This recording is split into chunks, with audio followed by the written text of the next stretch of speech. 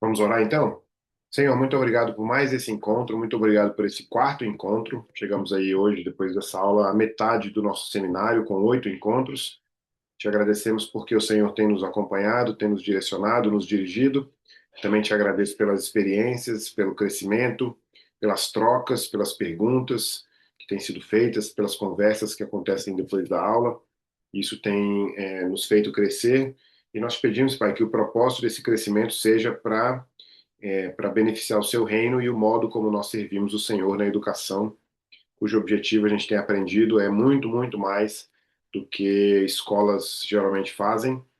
E nós, graças à sua bondade, ao seu direcionamento, a gente tem aprendido os motivos que o Senhor se agrada como sendo motivos de uma escola. E nós te pedimos em nome de Jesus que a gente aqui seja sábio e conduza os nossos trabalhos de modo que a gente forme homens e mulheres para a glória do Senhor, discípulos de Jesus. Em nome de Jesus, amém. Muito bem, então, como a gente tem começado com uma revisão breve do que a gente tem feito e do que vai fazer, nós começamos então com a introdução do livro. A gente dividiu em 8 aulas, sendo uma introdução e uma conclusão, começando e fechando, e no meio dessas duas, as 6 aulas, cada uma baseada em um dos pilares daquilo que os autores desse livro chamam de PGMAFT. Vou mostrar o livro aqui, porque caso alguém, por algum motivo, veja esse vídeo nosso aqui hoje, mas não veja outros, então nós estamos baseando o nosso seminário na tradição das artes liberais, e os autores, apesar de eles não dividirem o livro desse jeito, mas eles dividem o programa deles, né, o paradigma, o currículo, naquilo que eles chamam de PGMAFT, e eu achei que fosse uma boa ideia a gente fazer então uma aula de introdução, uma de conclusão, e entre essas a gente fazer cada um desses pilares, né? Por isso que a aula 2 foi piedade, que a gente chamou essa aula de o fundamento espiritual da educação. Aula 3 que foi nessa semana, na terça-feira, fizemos ginástica, disciplina do corpo e formação do caráter. Fazemos hoje música, e, aliás, eu até quero depois propor para vocês, se eu esquecer depois, pelo menos não esqueço agora. Talvez eu esqueça, porque é muito incomum. Mas quando a gente for se relacionar à música dentro do paradigma PGMAFT, mas não necessariamente dentro das 7 artes liberais, né? Quando a gente estiver pensando no paradigma e a gente for falar sobre música, eu sugiro que a gente use a expressão educação musical. Por dois motivos. Primeiro, para não confundir com a própria arte liberal da música, que vem depois na sequência. E segundo, para a gente não confundir com a nossa mentalidade moderna do que significa música, né?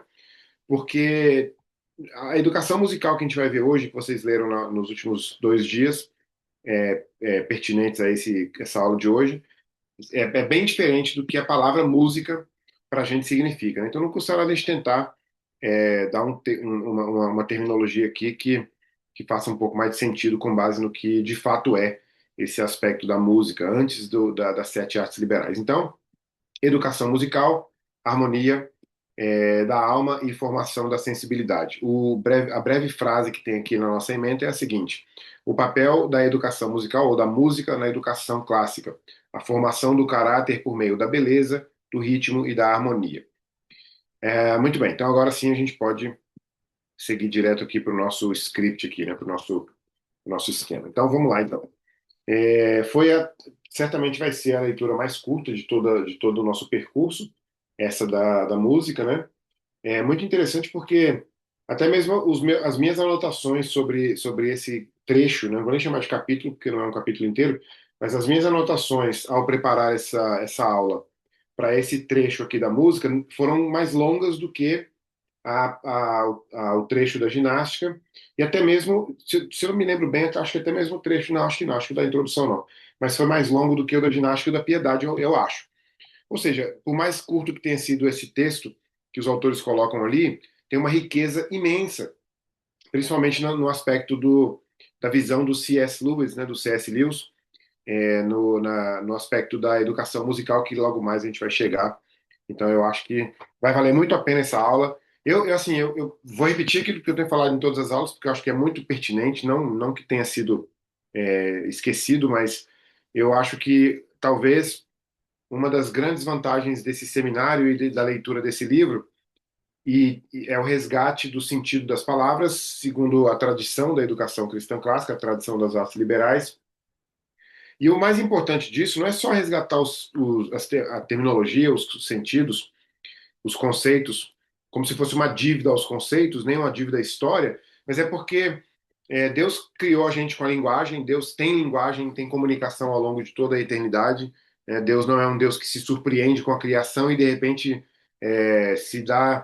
se surpreende com a situação de ter que aprender a se comunicar. Imagina se o Deus do islamismo, por exemplo, como não é um Deus que tem filho nem espírito, ele cria e quando cria ele se surpreende porque ele cria também a comunicação, ou seja, agora eu vou ter que aprender a me comunicar com a minha própria criação, mas o nosso Deus não, ele tem espírito e o seu filho e o seu espírito habitando e vivendo eternamente com ele. Então, ele não se surpreende com esse aspecto da comunicação. Então, levando em consideração o aspecto da comunicação, da linguagem, a gente precisa sim resgatar os sentidos os conceitos das palavras, porque quando Deus disse haja luz, é, a natureza, enfim, a criação obedeceu porque a palavra luz tinha um sentido incontestável, né? Quando Deus disse haja as árvores, os animais, esse ou aquele animal, quando Deus disse para as coisas aparecerem, elas obedeceram porque Deus disse uma coisa que fazia sentido. Então a gente tem que resgatar o sentido também por esse motivo. Então, mais uma vez, um resgate aqui hoje. A gente resgatou o sentido de piedade, resgatou o sentido de ginástica e hoje resgatamos o sentido de música, né? A educação musical, então, assim, já chamando de educação musical em vez de chamar apenas de música, mas a educação musical, tal como os autores apresentam ali a partir da página 58, não se limita ao ensino técnico da música e é óbvio que uma coisa que eu me lembrei hoje durante a preparação da aula, eu me lembrei de uma pergunta que uma pessoa fez no privado sobre.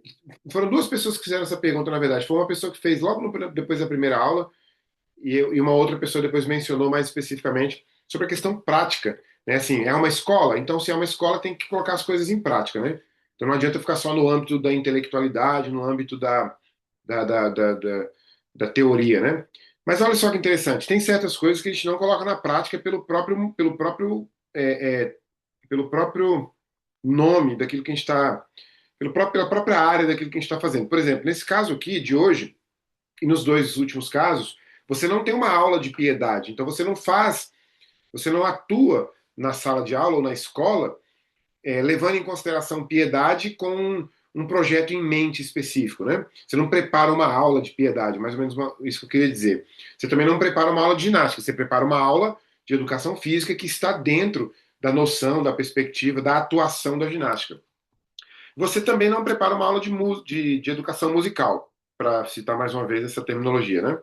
É claro que uma aula de música, né, de música técnica de música, né, o ensino técnico, tanto no aspecto audível, né, ou música como som, tanto também quanto no aspecto teórico, está dentro de música, sim, né, porque tem a ver com harmonia, tem a ver com ordem, tem a ver com ritmo, mas a educação musical que os autores apresentam aqui no paradigma PGMAFT não se limita apenas ao ensino técnico, né? É claro que hoje em dia, muitas escolas e muitos pais, as escolas vendem e os pais compram esse produto chamado música, né? Então, os pais falam, né, com grande orgulho, com grande alegria, lá na escola dos meus filhos tem música, né? E obviamente que, por mais que ela fosse dita por uma família, por um pai, por uma mãe, nós que estamos do lado de cada escola, do lado de dentro, fazendo a escola acontecer, a gente não vai pensar tal como alguns pais pensam, né? É claro que os pais da Anima, que alguns deles estão fazendo o seminário conosco, outros eventualmente poderão fazer posteriormente, porque os vídeos ficarão gravados, né?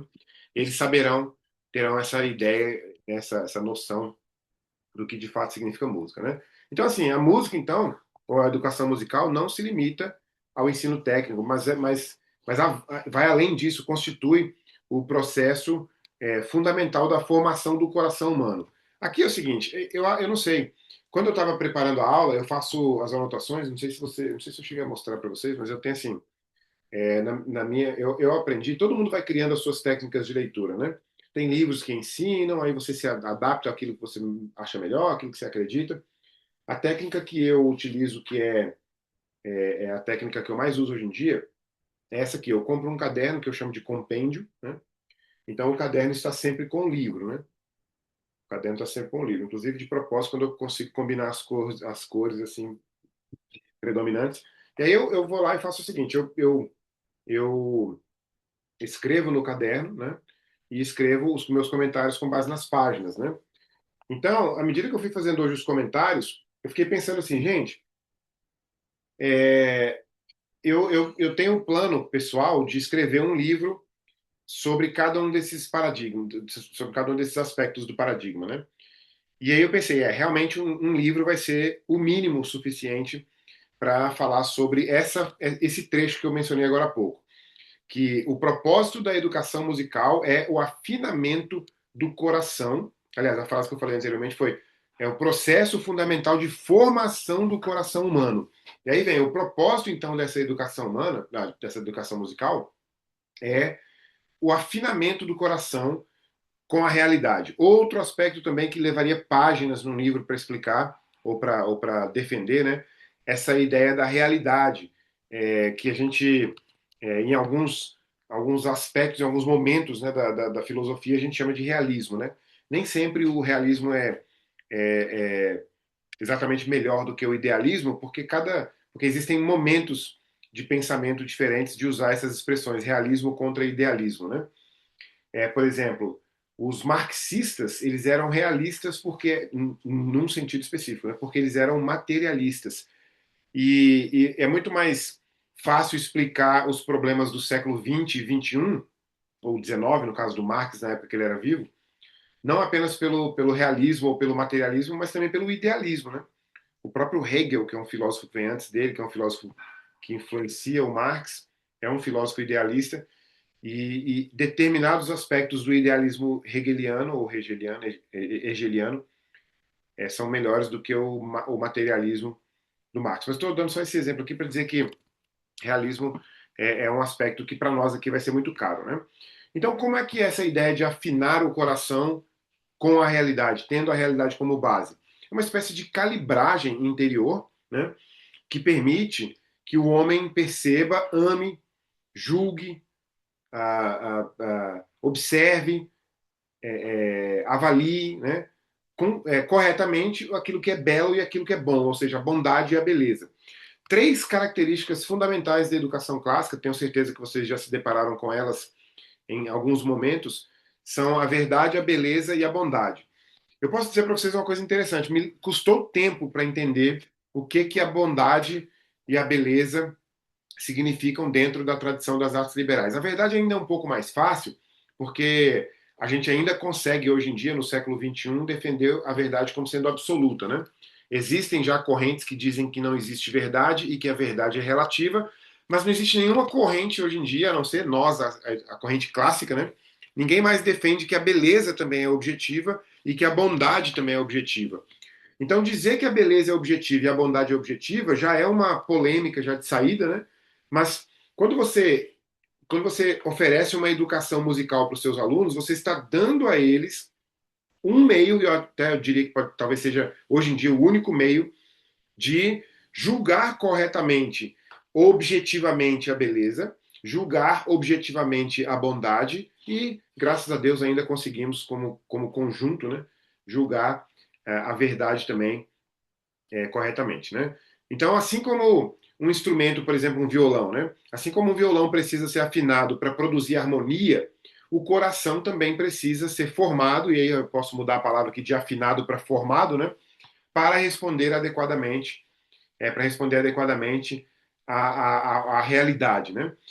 Por isso, inclusive, olha, gente, por que as coisas fazem sentido, né? É por isso que nós temos o problema grave, gravíssimo, gravíssimo, do século XXI, obviamente que começa no século XX, que é o problema de, de não aceitar a realidade, é o problema da utopia, né? A palavra utopia significa não lugar, ou seja, é um lugar que não existe. Então é o problema de não aceitar a realidade, porque a realidade vai contra os meus desejos pessoais. Por exemplo, Eu sempre uso o exemplo das pessoas, eu acho isso ridículo, mas é um exemplo que eu preciso usar porque existe, né?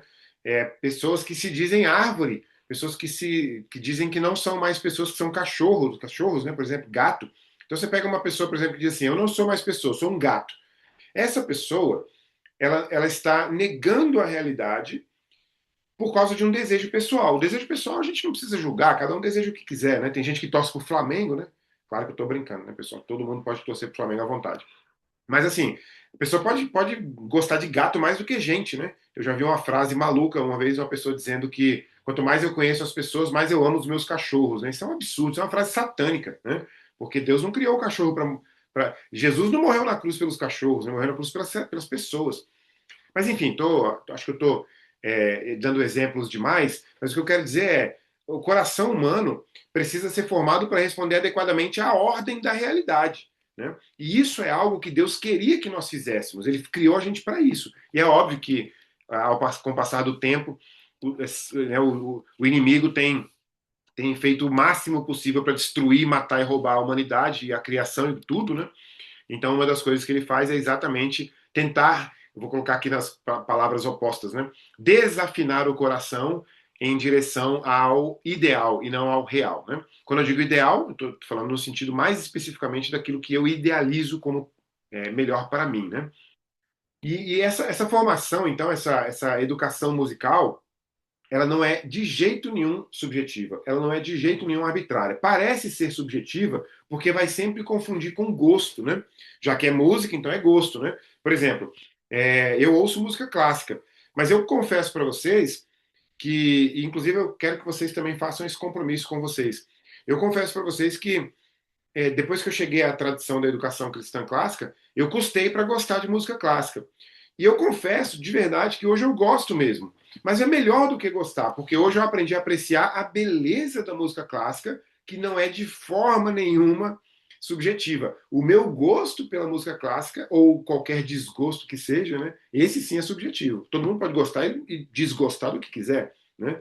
Mas, mas a beleza da música clássica, a questão da ordem, do ritmo, da, da harmonia, enfim, do conjunto, né, a gente chama de obra, inclusive, né, da obra, isso é obviamente objetivo, né? Então, repito, gostar ou não, não tem nada a ver com a música. Aliás, eu digo que gostar não pressupõe, aliás, desculpa, a coisa, o objeto, ignora completamente a sua percepção dele. Né? O objeto continua existindo objetivamente, independente de você gostar dele ou não, de você acreditar nele ou não. Então, assim, essa formação musical, essa educação musical, eu até prefiro, ela não é subjetiva e nem arbitrária, é profundamente realista, né? Profundamente realista. Assim, eu acho agora uma parte que é absolutamente fantástica, né? Desse trecho que a gente está estudando hoje, é que, inspirados pelo C.S. Lewis, os autores do livro mostram que a educação musical capacita o ser humano, capacita o indivíduo. Olha isso aqui, isso é muito legal, isso aqui é muito rico. Vocês têm que pegar isso daqui, repetir, né, mastigar e ter isso na ponta da língua para falar com os pais. Então, assim, capacita o indivíduo, a educação musical, a emitir juízos corretos. Eu vou até pensar aqui, emitir juízos objetivos, né? Por meio daquilo que o C.S. Lewis tem uma expressão traduzida para português, é claro, né? Que é uma formação de peito, né? Formar homens de peito, né? Homens de peito é aquela expressão de coragem, né? De virtude, né? Que na verdade o peito também é o centro do intelecto, o centro dos apetites, né? Então também tem esse aspecto da analogia. Essa capacidade, né, de fazer esse julgamento, de emitir esses juízos de valor corretos, objetivos, está ligada a duas coisas que, mais uma vez, eu tenho que repetir isso. Tudo que eu repito aqui muitas vezes é porque é muito importante. Tem sido destruído pelo inimigo, né? Que é a intuição e a imaginação.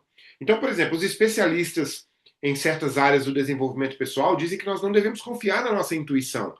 E alguns mais exagerados dizem que, inclusive, a nossa imaginação. Aliás, imaginação é outra palavra que a gente tem que resgatar, né? Porque, por exemplo, imaginação não necessariamente precisa ser criativa. Veja isso, isso é muito, muito importante para vocês que dão aula para os menorzinhos, né? para a educação infantil. E imaginação não necessariamente é uma imaginação criativa. Por exemplo, você já parou para pensar, você pode até fazer esse exercício com seus alunos, não sei qual contexto que você vai usar, mas é bem interessante. Pede para os seus alunos, individualmente, dá para eles uma folha de desenho, pede para eles desenharem um monstro, só o rosto do monstro, né? Imagina lá só do ombro para cima. E você vai ver que todos os alunos desenham monstros que têm todas as partes dos monstros são coisas reais. Sabe por que isso? Por exemplo, vai ter olho, vai ter ouvido, independente de ser um ouvido diferente, uma orelha diferente, dois olhos, três olhos, um olho só, sem olho, né? Seja como for o monstrinho aí que o seu aluno fizer, e a imaginação dele será sempre baseada na realidade. Porque nós não somos criativos nesse sentido. O que nós fazemos em termos de criação, Deus é criativo. Deus não existe nada e Deus diz haja luz. Deus criou a luz na mente dele, ele viu essa luz na mente dele e disse: ah, então é isso. E aliás, olha que interessante, Deus não diz é bom, é isso que é bom, né? Ele não diz só depois, não, ele diz antes também. Ele imagina a luz e diz: ah, não, então isso é bom, haja. Árvore, ah, isso é ótimo, isso é bom, haja. Né? Então, mas nós não criamos desse jeito. O que nós fazemos, na verdade, é aquilo que a gente aprende na física, né? Que a energia não é criada, a energia é transferida de um lugar para o outro. Então, o que nós fazemos em termos de criatividade, criação, né? Por exemplo, esse caderno não foi criado pela mente humana, por uma mente inteligente. O que aconteceu foi que foram usados as matérias-primas que já existiam, e aí sim foi transformado naquilo que veio na mente da pessoa. Mas enfim, isso aqui é um papo mais profundo, mais filosófico para um outro momento. Mas o que eu quero dizer é que a intuição e a imaginação, se você for do tipo que anota, essas duas palavras são chaves para esse trecho aqui do C.S. Lewis. A intuição e a imaginação são incontestavelmente algo perdido na educação moderna e que deve ser resgatado por nós, né?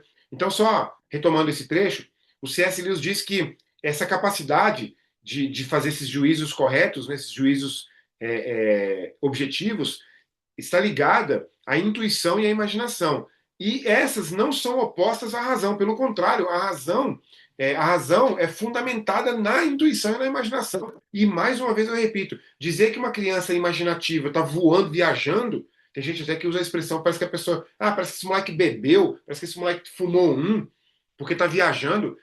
Isso está fundamentado na razão. Por quê? Porque não existe imaginação irrealista, né? Não existe imaginação irrealista.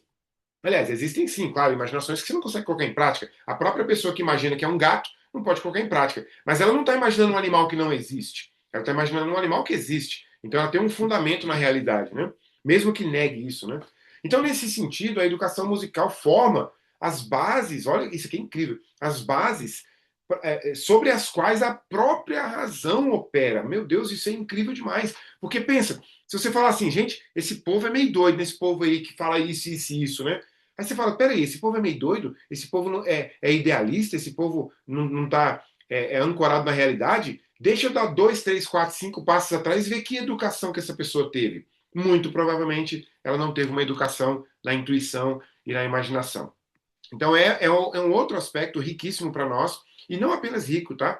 Mas eu digo mais ainda do que rico. É um aspecto essencial esse resgate. Essa concepção, essa concepção, inclusive, ela tem respaldo no próprio Aristóteles. Porque o Aristóteles dizia que a educação musical desenvolve o quê? A intuição. É difícil, assim, claro, a gente pode pegar um dicionário e fica mais fácil, né? Mas o que seria a intuição? A intuição, em primeiro lugar, é algo intrínseco ao ser humano. Aliás, acho que intrínseco à criação de certa forma, né? Porque a gente pode dizer, por exemplo, a não ser que a gente prefira usar categorias diferentes, porque existem pessoas hoje em dia que dizem que animais não têm instinto, né? Quando você fala assim, aliás, acho que dizem que o ser humano é que não age por instinto, né? Que instinto só o animal é irracional, o ser humano age por resposta, né? Uma coisa mais ou menos assim. Não é o caso, mas intuição, que é, no caso do C.S. Lewis aqui, e no caso dos autores, respaldada numa perspectiva aristotélica, é desenvolvida pela educação musical. Ora, quanto menos educação musical, menos a habilidade, portanto, de desenvolver essa intuição e, consequentemente, desenvolver também a imaginação. Voltando no Aristóteles, a faculdade pela qual a gente aprende as coisas, ou seja, os primeiros princípios, desde a moral até a metafísica, desde a moral, que é o relacionamento mútuo, até a metafísica, que é o próprio Deus ou a eternidade, tudo isso é baseado na intuição em certa medida, tá? Não apenas, obviamente, mas baseado em certa medida na intuição. Ou seja, antes de argumentar corretamente, o que a gente precisa? A gente já precisa aprender a amar corretamente. É o afinamento, né? Ou afinação, quer dizer, é a afinação do coração. Antes de pensar, a gente precisa se sentir bem, né? Então tem uma série de aspectos que são. É isso aqui que é a chave, tá, pessoal? Eu sei que vocês sabem disso, mas precisa estar dito, né? A gente não é uma escola moderna que ensina um menino, por exemplo, do quinto ano, a escrever uma carta para um urso polar pedindo perdão para ele porque está destruindo o habitat dele lá na. Quase que eu falei uma palavra. Lá na PQP, lá longe, pô, o que é isso? Como que você ensina isso para criança? Como que você diz para a criança, ó, o urso polar está. Pelo amor de Deus, como é que a gente faz para um cara, uma pessoa de Brasília, fabricar, usar, vender e exigir que o canudo seja de papel para que o canudo não seja descartado no mar e não sufoque uma tartaruga marinha?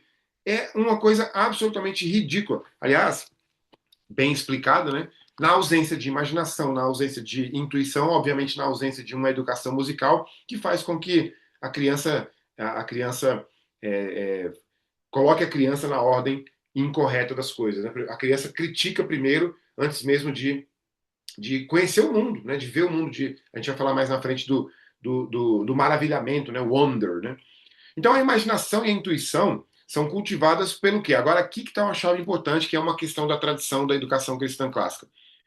É cultivada, ou seja, é adquirida pela transmissão da cultura. Agora, transmissão da cultura, meus caros, isso daqui é riquíssimo demais. E, aliás, nem sequer pensem vocês que vocês podem escapar de estudar a história da igreja e a história do pensamento cristão a vida inteira. Termine um livro de história da igreja, volte e comece um outro. Não precisa ler o mesmo. Comece um outro, comece um outro, comece um outro. Porque quanto mais você se apropriar do que vem antes de você, aliás, até sugiro, leia lá, por exemplo, a introdução, eu acho que é História da Igreja ou é História do Pensamento Cristão, mas é do Justo Gonzalez. Ele diz assim: eu não posso escapar da história da igreja, porque eu sou o produto dessa história. Se eu sou crente, eu sou produto dessa história da igreja. Então, quanto mais você olha para trás, se apropria do quê? Da cultura da sua igreja, mais você transmite essa cultura. Né? Se não, meu pai falava isso quando eu era criança, eu morava na Ceilândia, nada contra a Ceilândia, tá? Porque enfim, nasci lá e morei lá, mas meu pai falava assim: não ouça ninguém, não converse com ninguém, não receba conselho de ninguém. Assim, lá na nossa vizinhança, né? Porque aqui, ou eu ensino vocês, ou eu ensino vocês, ou o traficante ensina, né? O traficante educa, né? Então, a transmissão da cultura é da cultura da pessoa que está transmitindo. É ou não é? Você transmite a cultura que você não conhece? Você por acaso ensina na sua escola a cultura da Suécia? De modo algum, porque você nem lá está, não conhece essa cultura. A Sami está pedindo para repetir o nome. Nome de que, Sami? Eu falei alguns nomes aqui. Fala aí que eu te digo o que é. Do? Pois é, mas de qual livro será que foi? Eu não estou lembrado agora. Eu citei alguns. Ah, da história da igreja? Eu não lembro se é a introdução à história. Chama História da Igreja mesmo.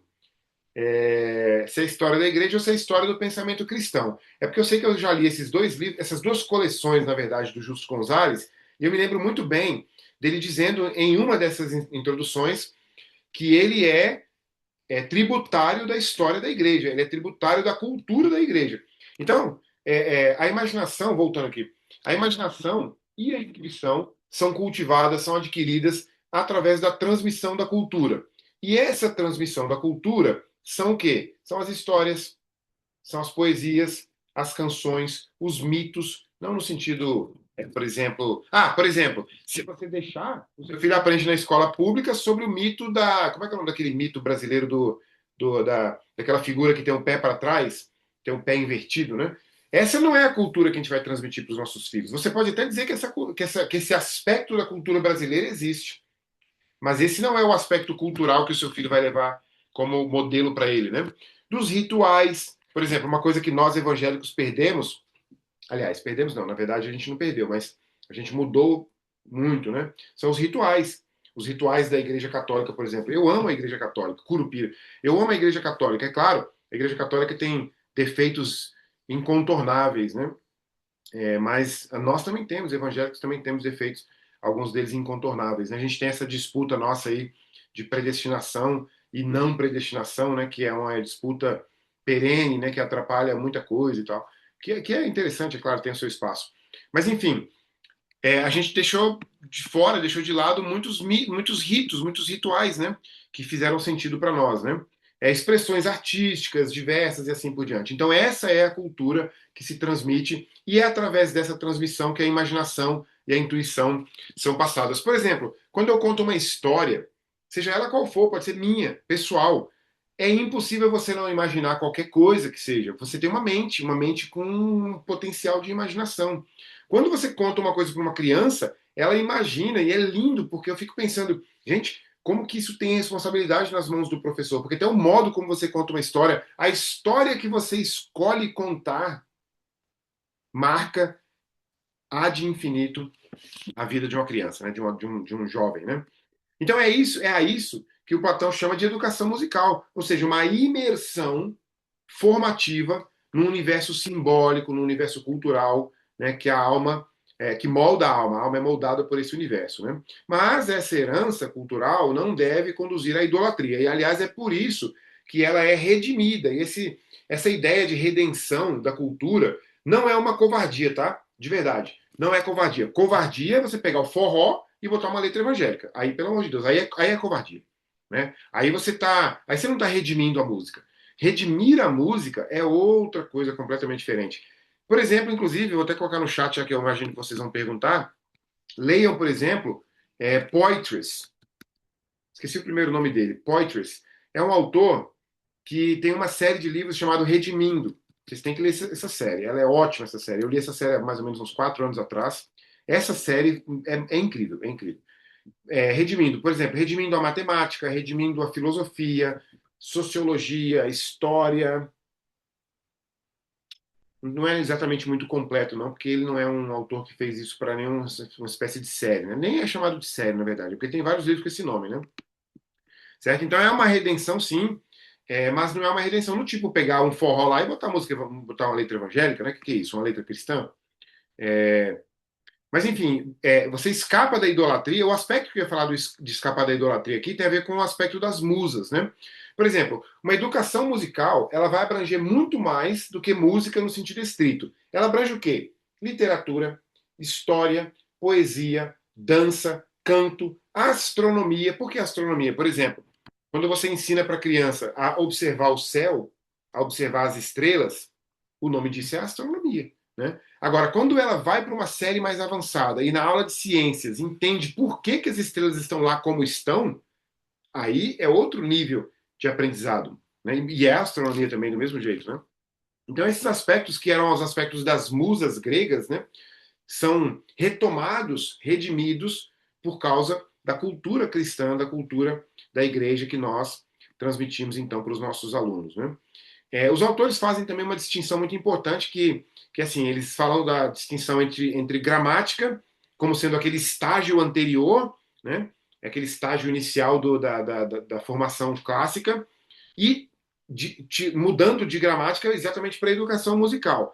Por exemplo, algumas escolas usam essa ideia de a gramática da história, ou seja, você primeiro estuda a história com uma visão de conhecer por cima, como se fosse um passarinho voando, depois você aprofunda um pouco e vai perguntar os porquês da história, né? Esse já seria a parte da lógica.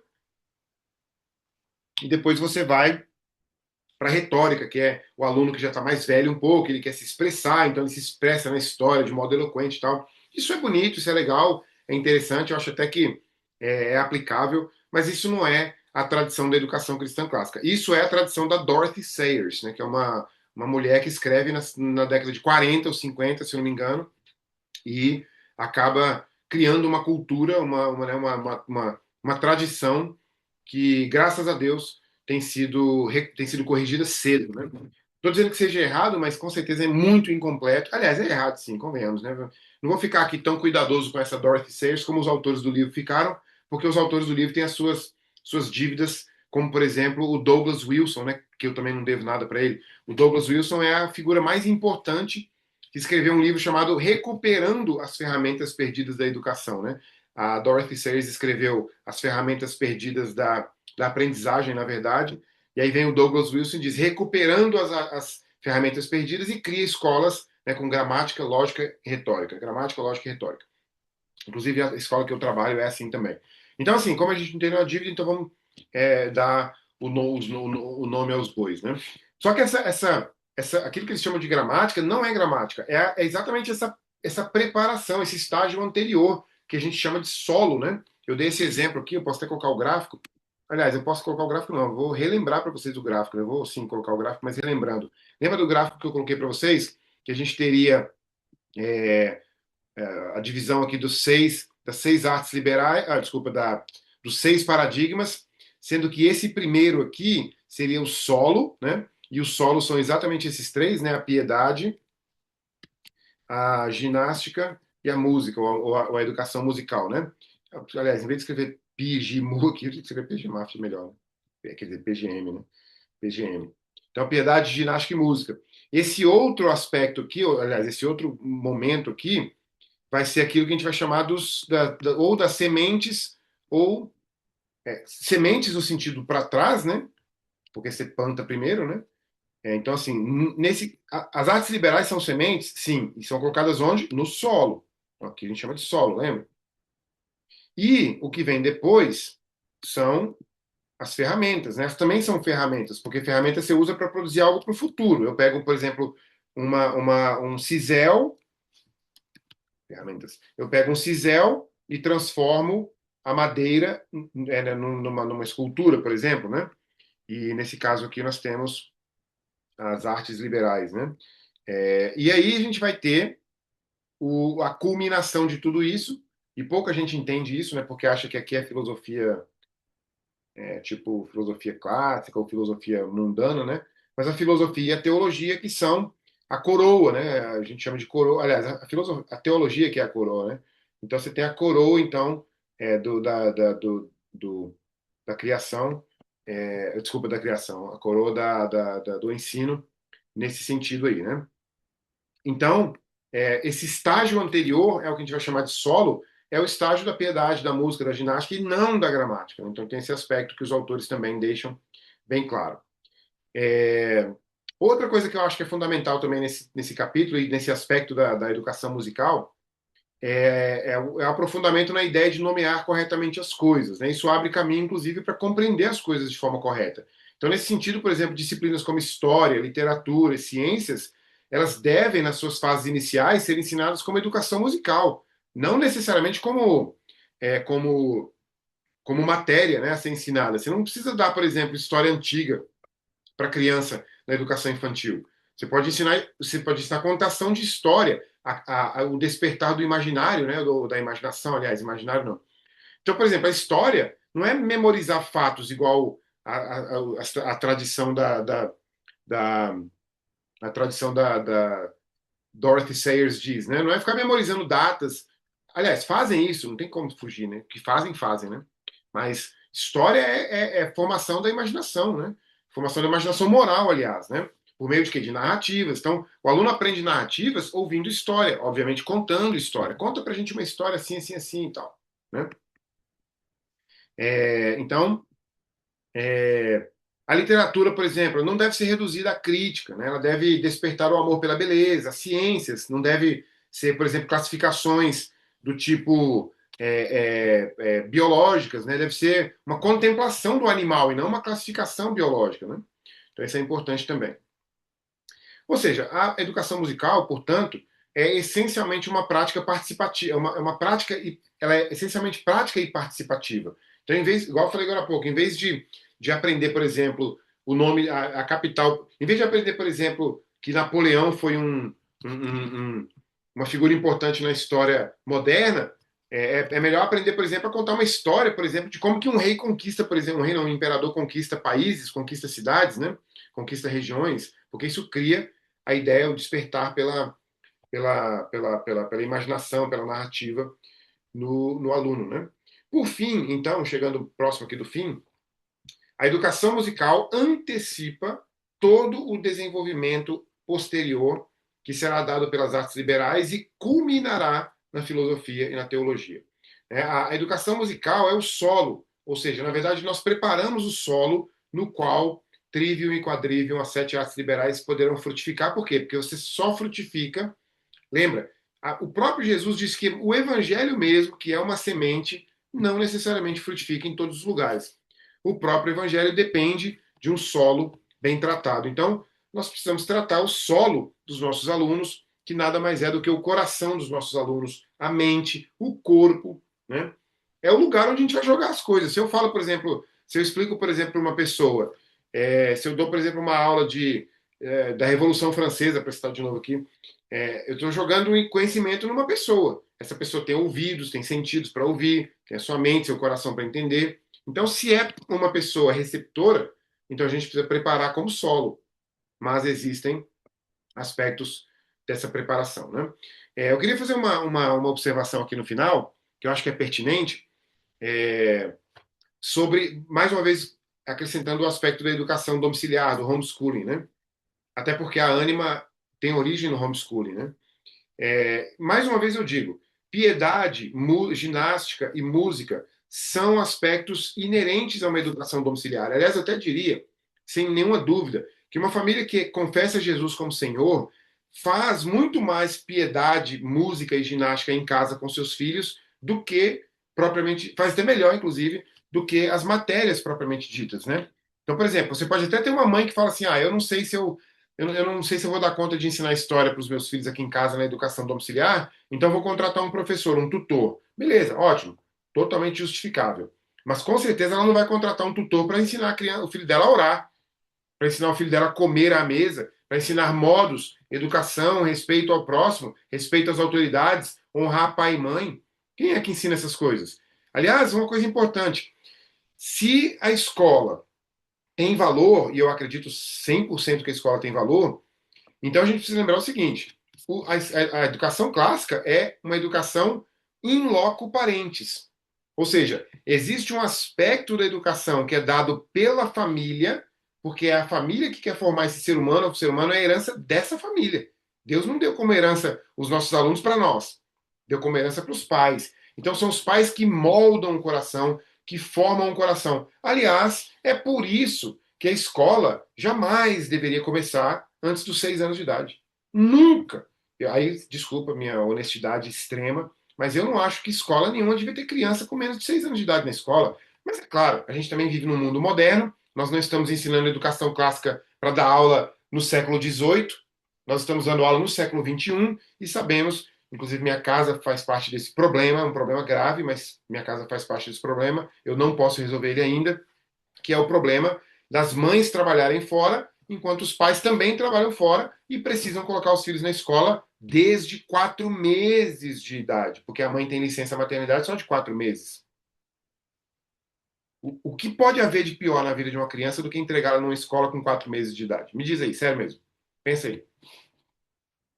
Será que um show de rock é pior que isso? Claro que eu estou exagerando aqui para ver se vocês dão uma risada aqui meio que no final, né? Mas assim, tudo bem. Se a Anima tem crianças menores de 6 anos de idade, por causa de uma realidade que de fato não tem como a gente mudar agora, ótimo. Então que façamos isso, ajudando os pais, in loco parentes, a formar no coração, na mente e no corpo dessas crianças uma educação musical, uma educação piedosa, uma educação ginástica, uma educação corporal. E aí eu fecho essa aula com a seguinte frase: 2 frases. Para a glória de Deus, para formarmos discípulos de Cristo. Esse é o objetivo de uma educação piedosa, corporal e musical. Encerramos então aqui essa sequência, né, que é o solo. Concluímos aqui, posso até olhar aqui de novo aqui a ementa, concluímos aqui então na aula 4, educação musical, harmonia da alma e formação da sensibilidade. As leituras para a próxima aula serão realmente muito longas, então corram aí para começar amanhã. Amanhã é feriado, mas dá um jeito aí de ler pelo menos umas 30 páginas amanhã. Então, falaremos sobre a minha parte preferida, que é, aliás, não, não, minto, eu pensei que era filosofia já. Não, não. Falaremos agora de as artes liberais, é claro, esqueci das artes liberais. Então não são tantas leituras, não. Páginas 63 até a página 134. E notem uma coisa: vai parecer insuficiente, e de fato será, obviamente, que a gente fale sobre as 7 artes liberais todas em uma aula de 50 minutos. Obviamente que se eu dividir isso matematicamente, eu não vou falar nem 10 minutos de cada, né? Mas, de certa forma, num seminário como esse, é assim mesmo que tem que ser.